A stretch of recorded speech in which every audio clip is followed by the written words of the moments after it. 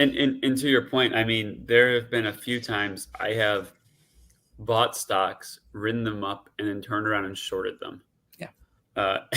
Fabio can confirm this. Hey, if it's overvalued, it's overvalued. And the fundamental situation No, change. turned out it was a fraud, but he made money on it anyways, and then he shorted. Yeah, no, it turned out like my bull thesis was actually probably wrong, but Yeah. like I figured out before everyone else, my bull thesis is wrong, and actually this is a fraud.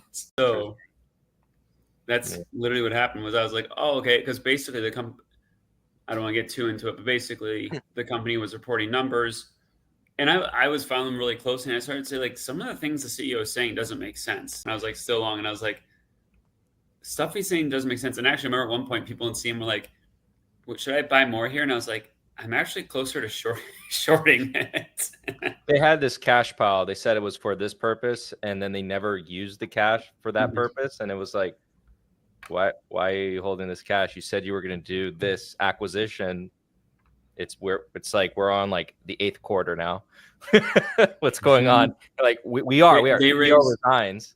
Yeah, the CEO resigns and says, "Hey, I'm going to go be on a boat for a year.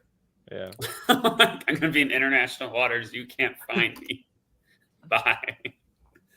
It was yeah. But anyways, the point is there's no cult members for MPW. So okay, the tour's on the boat.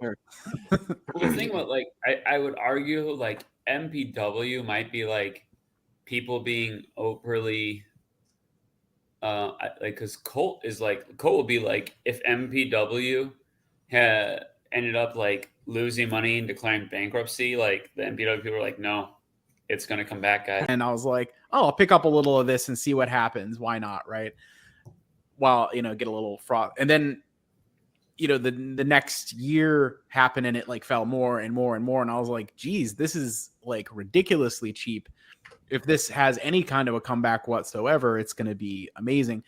And my cost average is just over $6 at the moment. So I've been hovering like right around break even recently on it. So a little bit more of a roller coaster ride and a journey than what I was expecting that first time I bought a few shares of it. But I think we could definitely see it get back up to 10, 12, something like that.